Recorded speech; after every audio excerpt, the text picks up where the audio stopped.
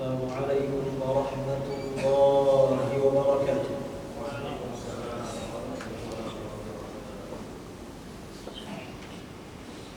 Alhamdulillah hamdan katsiran thayyiban mubarakan fihi mubarakan alaihi kama yuhibbu rabbuna wa yarda. Asyhadu an la ilaha illallah wahdahu la syarika lah wa asyhadu anna Muhammadan 'abduhu wa rasuluh. Allahumma shalli wa sallim ala nabiyyina Muhammadin wa ala alihi wa ashabihi wa man ittaba'ahum bi ihsanin ila yaumiddin. Rabbana iftah bainana wa bain qaumina bil haqqi wa anta khairul fatihin. Allahumma infa'na bima 'allamtana wa 'allimna ma yanfa'una wa zidna 'ilma. Amma ba'd. Jamaah sekalian rahimani Allah wa iyyakum.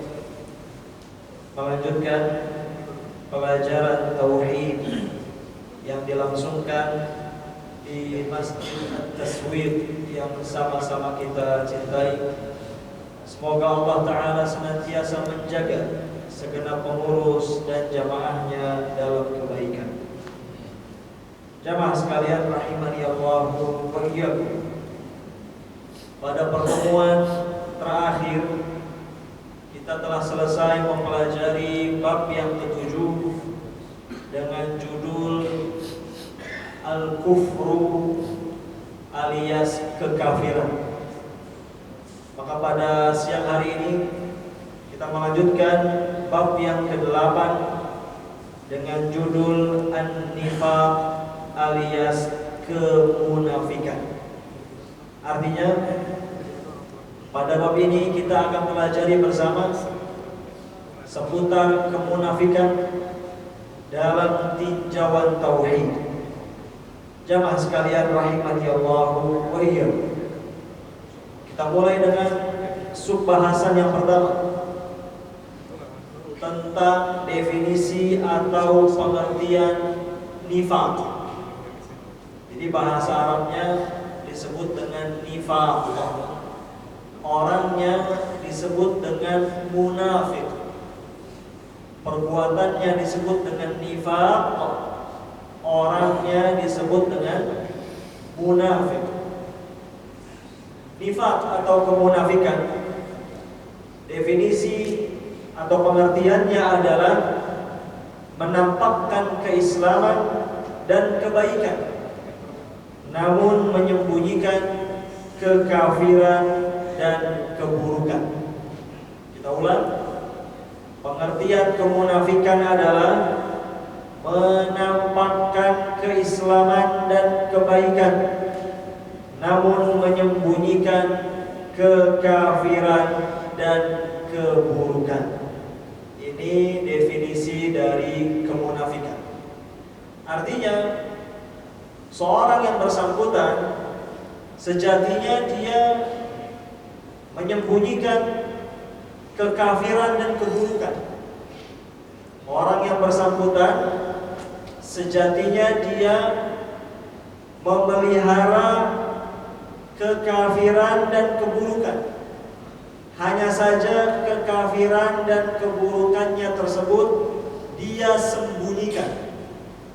Sedangkan yang dia tampakkan di hadapan orang lain adalah keislaman dan kebaikan. Yang dia tampakkan di hadapan orang lain adalah keislaman dan kebaikan.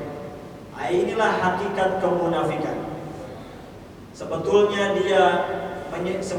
dia menyimpan kekafiran, menyimpan keburukan, namun itu disembunyikan. Dan yang dia perlihatkan, yang dia tampakkan kepada orang lain adalah keislaman dan kebaikan. Inilah hakikat kemunafikan yang dimaksud. Jamaah sekalian rahimani Allah wa iyyakum. Para ulama telah mengklasifikasi Para ulama telah membagi bahwa kemunafikan itu ada dua tingkatan. Kemunafikan ada dua macam. Yang pertama disebut dengan nifaq akbar alias kemunafikan besar, dan yang kedua disebut dengan nifaq asghar alias kemunafikan kecil. Sehingga dari sini kita bisa pahami bahwa kemunafikan itu tidak satu tingkat, melainkan ada beberapa tingkatan. Kemunafikan ada yang besar dan ada pula yang kecil. Persis seperti kita membahas bab tentang kekafiran. Kekafiran pun ada yang besar, ada pula yang kecil. Begitu pula ketika kita membahas kesyirikan. Syirik pun ada yang besar, ada yang kecil. Demikian pula kemunafikan yang kita bahas pada hari ini, ada yang besar dan ada pula yang kecil. Baik jemaah sekalian rahimani Allah wa iyyakum. Kita mulai dengan nifaq akbar atau kemunafikan yang besar. Apa yang dimaksud dengan kemunafikan yang besar? Kemunafikan yang besar adalah menyembunyikan kekafiran di dalam hati, akan tetapi menampakkan keimanan pada lisan dan anggota badan. Kita ulang. Pengertian kemunafikan yang besar adalah menyembunyikan apa? Kekafiran di dalam hati, akan tetapi menampakkan apa? Keimanan pada lisan dan anggota badan. Inilah hakikat dari kemunafikan yang besar. Jadi sebetulnya orangnya itu memelihara kekafiran, namun sebatas dia sembunyikan dalam hati. Kekafirannya tidak terus terang, dia sembunyikan, dia tutupi. Dan yang dia tampakkan kepada orang lain adalah bahwa dirinya beriman, baik dengan lisannya ataupun dengan anggota badannya. Ini kemunafikan yang besar. Dalil yang mendasari hal ini diantaranya ialah firman Allah Ta'ala di surat Al-Baqarah ayat 8 sampai 10. Bisa dibuka ayatnya. Surat Al-Baqarah ayat 8 sampai 10. Dalam ayat tersebut Allah Ta'ala berfirman, "Wa minan nas man yaqulu amanna billahi wa bil yaumil akhir wa ma hum bimu'minin." Di antara manusia ada yang berkata, "Kami telah beriman kepada Allah dan hari akhir," namun sebenarnya mereka bukanlah orang-orang yang beriman. Tuh lihat, Allah katakan ada loh dari manusia itu yang ngaku-ngaku beriman. Di antara manusia itu ada yang apa? Mengaku-ngaku beriman dengan mulut-mulut mereka. Namun ternyata Allah katakan sejatinya mereka itu bukanlah orang-orang yang beriman. Mengapa? Karena mereka hanya menampakkan keimanan di lisan, namun sejatinya mereka menyembunyikan apa? Kekafiran di dalam hati. Ini, ya. Inilah dalil, inilah diantara dalil yang mendasari tentang kemunafikan yang besar. Ya, jadi mengaku-ngaku beriman dengan mulutnya, padahal sejatinya dia menyembunyikan kekafiran di dalam hatinya.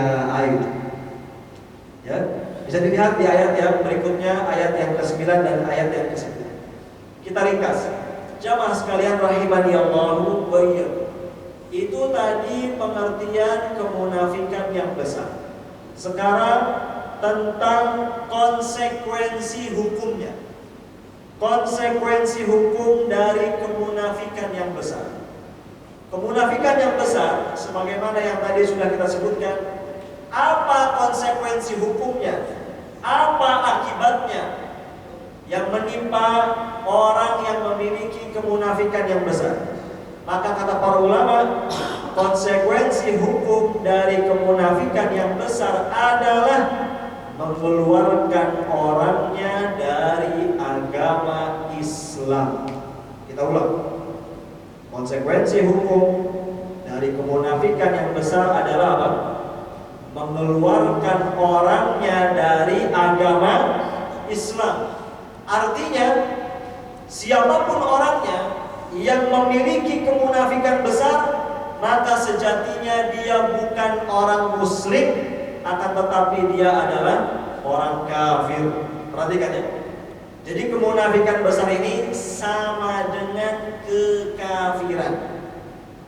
Orang yang di dalam hatinya ada kemunafikan besar, sejatinya dia bukanlah orang Islam, akan tetapi dia adalah orang kafir.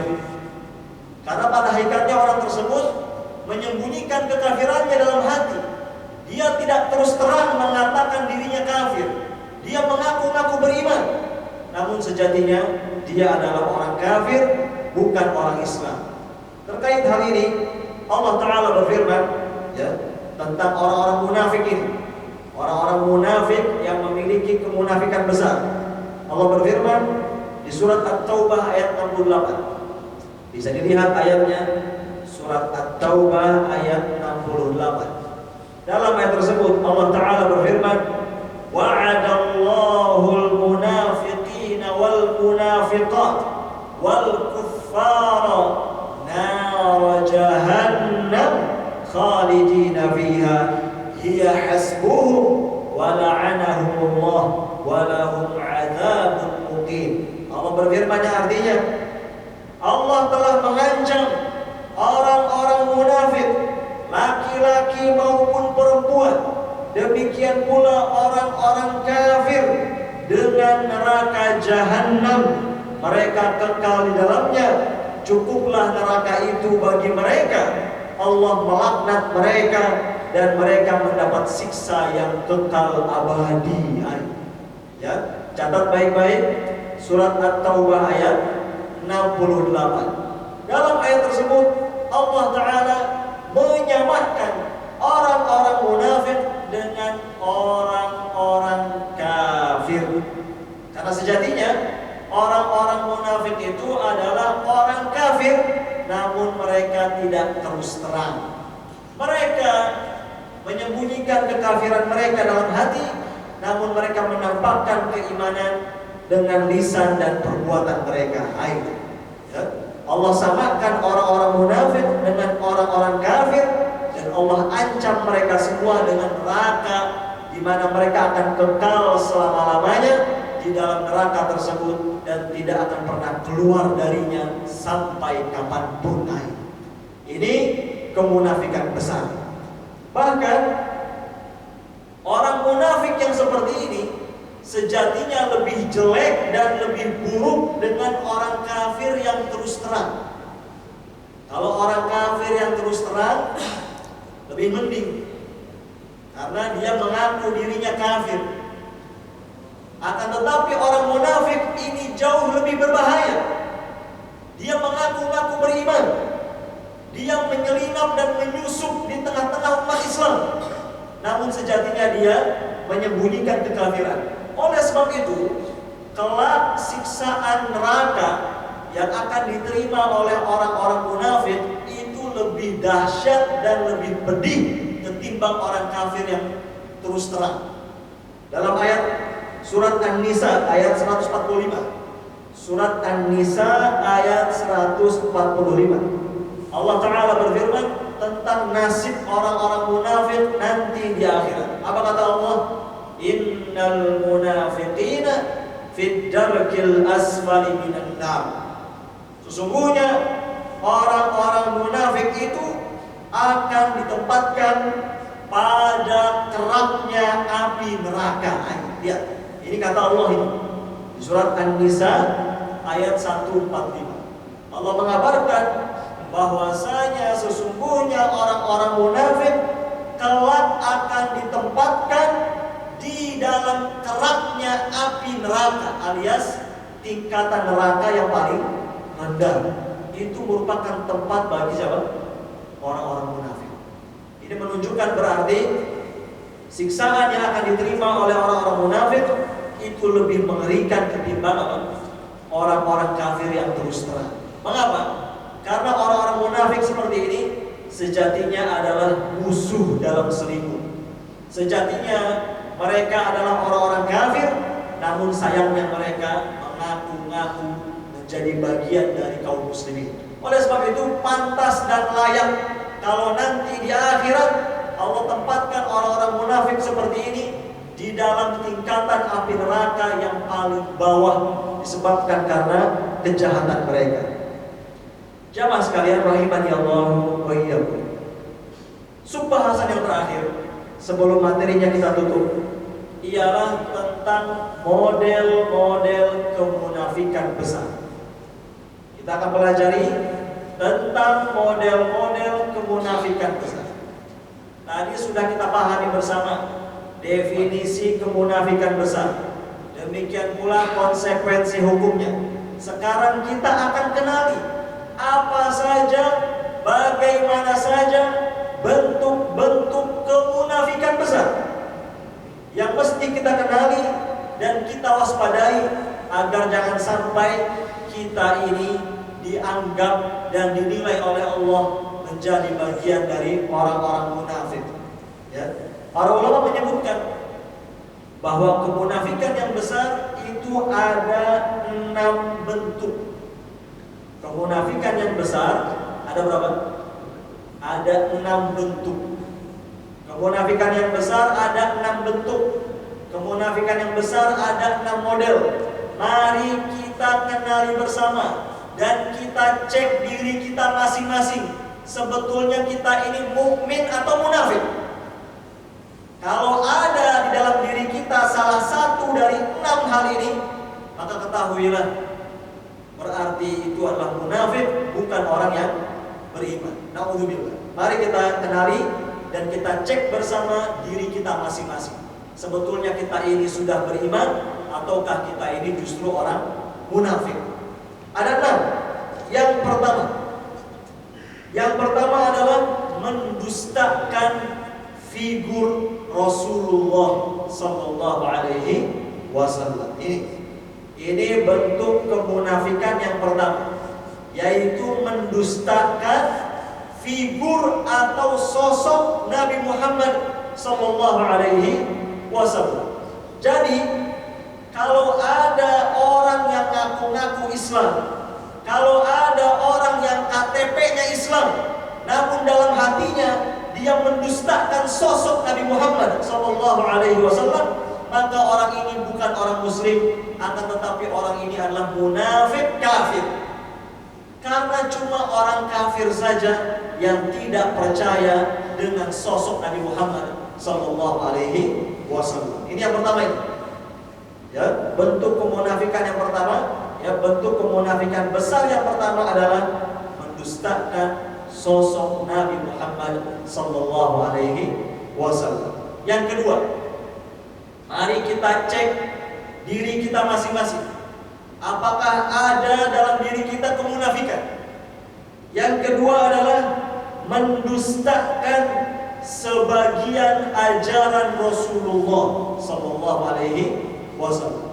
Saya ulang, bentuk kemunafikan besar yang kedua adalah mendustakan sebagian ajaran Nabi Muhammad sallallahu alaihi wasallam. Apa bedanya nomor 2 dengan nomor 1?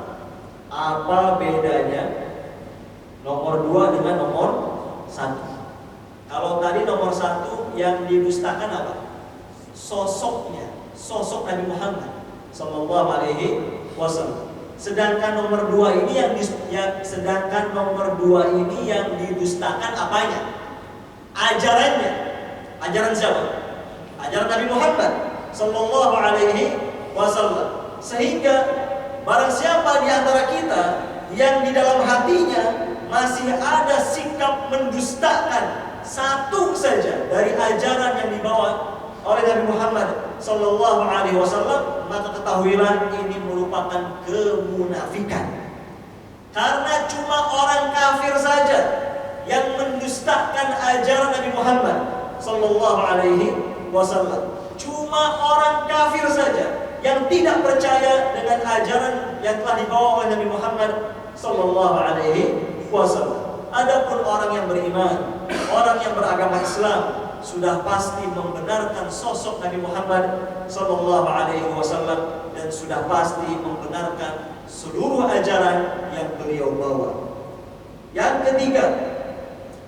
ketiga di antara bentuk kemunafikan besar yang menyebabkan orang yang menjadi kafir keluar dari agama Islam, yang ketiga adalah membenci figur Rasulullah Sallallahu Alaihi Wasallam. Yang ketiga apa?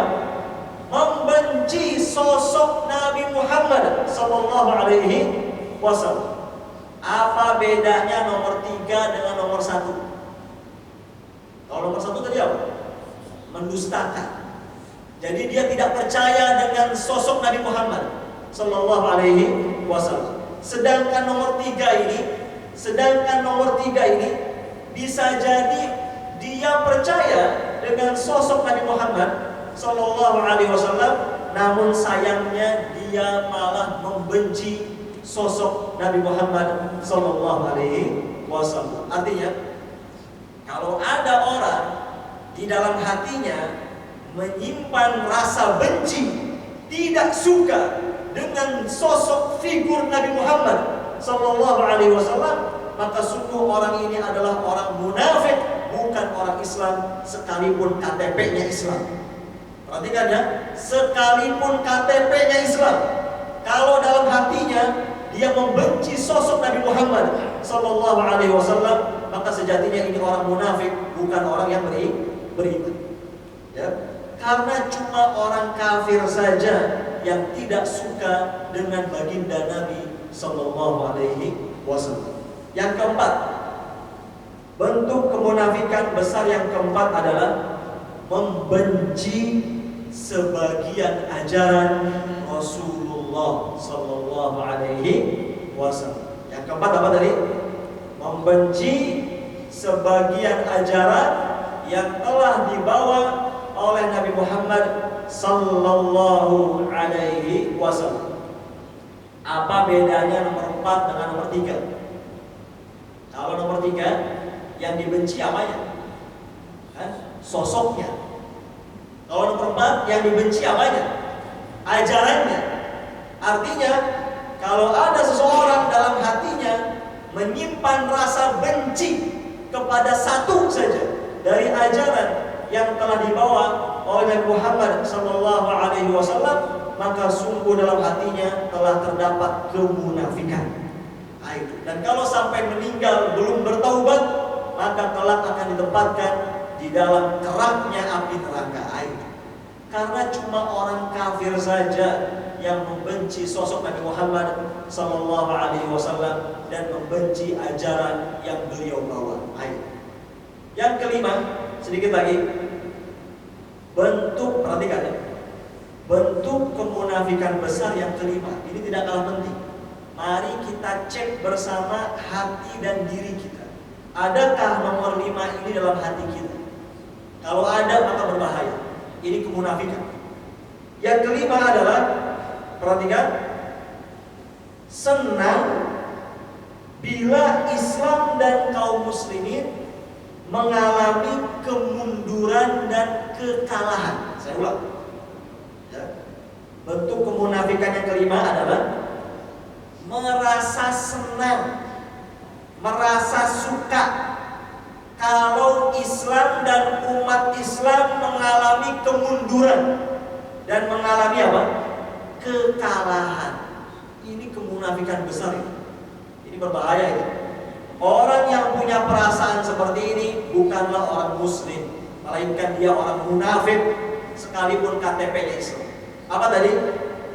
Merasa senang kalau umat Islam, saya ulang ya, merasa senang kalau agama Islam dan umat Islam mengalami apa? Kemunduran dan kekalahan. Jadi kalau dapat berita, kalau dapat kabar umat Islam dibantai, umat Islam dizalimi, umat Islam ditindas, umat Islam disakiti, lalu dia malah senang, ini muslim atau munafik ini? Hah? Ini muslim atau munafik yang seperti ini? Ini munafik ini. Ya. Bagaimana bisa dia merasa senang ketika umat Islam mengalami kekalahan? Hanya orang munafik saja yang senang ketika mendapati umat Islam apa? Kalah. Yang betul, kalau betul dia muslim, harusnya dia sedih, harusnya dia berduka ketika mendapati umat Islam disakiti, dizalimi, ditindas, dibantai, dianiaya. Ya. Ini yang kelima ya. Jadi yang kelima apa? Senang bila Islam dan kaum muslimin apa?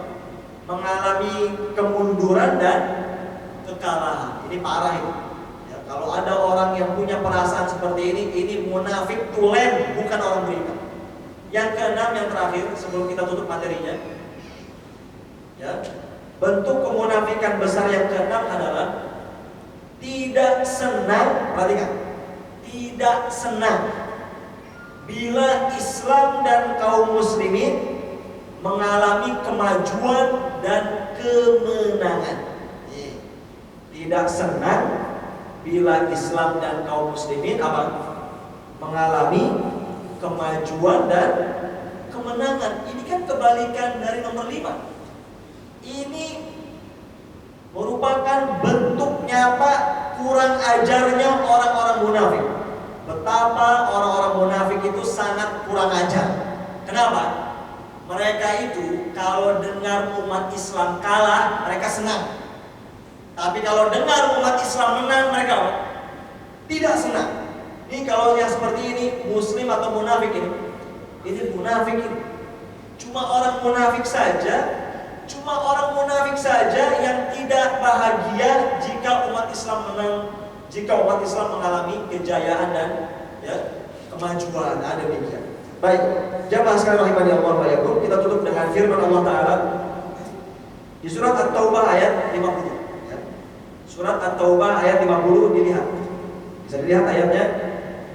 Surat At-Taubah ayat 50. Lihat. Allah menyebutkan tentang keadaan orang-orang munafik. Lihat. Allah sebutkan bagaimana kelakuan orang-orang munafik dalam Al-Qur'an. Allah katakan, "In tusibaka hasanatun tasuk." Jika engkau Muhammad sallallahu alaihi wasallam mendapat suatu kebaikan, maka mereka orang-orang munafik tidak senang. Tuh. Kalau umat Islam dapat kebaikan, orang-orang munafik tidak apa? Tidak senang. Lanjut. Wa in tusibaka musibatun yaqulu qad akhadna amrana min qablu wa yatawallaw wa hum farihun. Ya, kata Allah. Tetapi jika engkau ditimpa bencana, mereka orang-orang munafik malah berkata, sungguh sejak semula kami telah berhati-hati, tidak ikut pergi berperang, tidak ikut pergi berjihad, dan mereka berpaling dengan perasaan gembira. Ini Allah bongkar dalam ayat tersebut kelakuan jeleknya orang-orang munafik. Kalau umat Islam dapat kebaikan, mereka nggak senang. Tapi kalau umat Islam dapat musibah, mereka apa? Malah senang. Ini kurang ajarnya siapa nih? Orang-orang munafik dan orang-orang seperti ini, ya, kelak akan disiksa oleh Allah Ta'ala dalam keraknya api neraka. Baik, jamaah sekalian rahimani Allah wa iyyakum, mungkin ini saja yang bisa kita sampaikan. InsyaAllah Ta'ala pada kesempatan berikutnya, kalau masih ada umur ya, kita akan pelajari tentang kemunafikan yang kecil, nifaq asghar. Wassallallahu wasallam ala nabiyina Muhammad. Kalau ada yang disampaikan dipersilakan, kalau tidak ada langsung ditutup. Silakan. Kalau ada silakan, kalau tidak ada ditutup saja. Ustaz,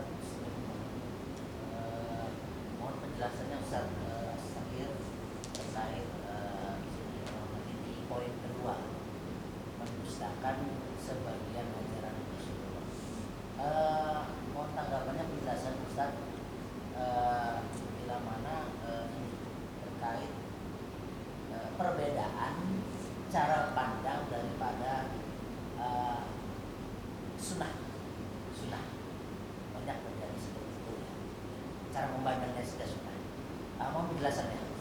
Terima kasih.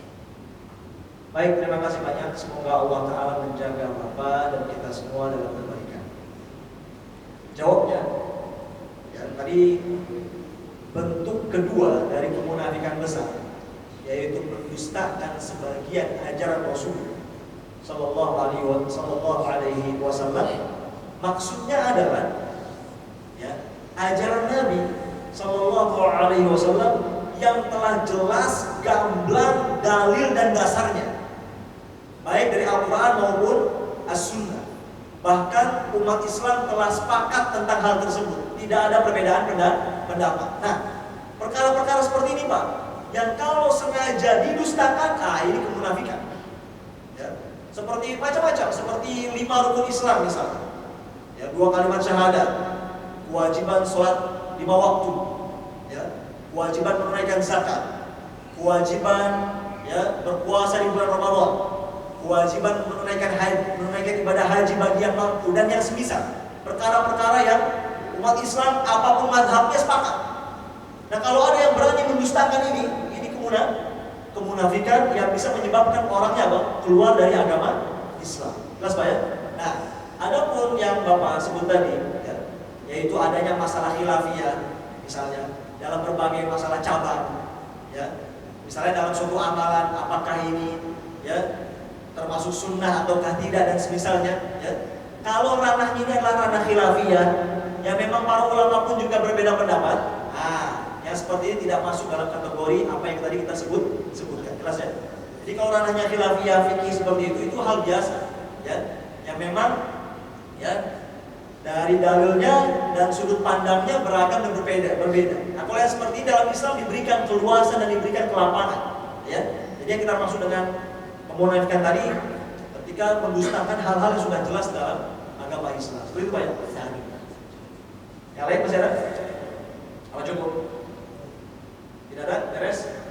Cukup ya? Demikian kurang lebihnya, mohon maaf.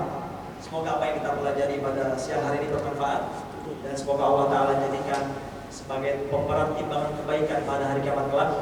Kita berdoa pada Allah Subhanahu wa Ta'ala, semoga Allah Ta'ala senantiasa memudahkan seluruh urusan kita, memberkahi hidup kita, memberikan kepada kita semua rezeki yang halal, rezeki yang barokah, dan semoga Allah Ta'ala hindarkan kita semua dari segala macam keburukan, dan semoga Allah Ta'ala berikan kepada kita semua husnul khatimah, akhir hidup yang baik. Wassallallahu wasallam ala nabiyyina Muhammadin, subhanallahi wa bihamdihi, asyhadu an la ilaha illa anta, astaghfiruka wa atubu ilaika. Wassalamu alaikum.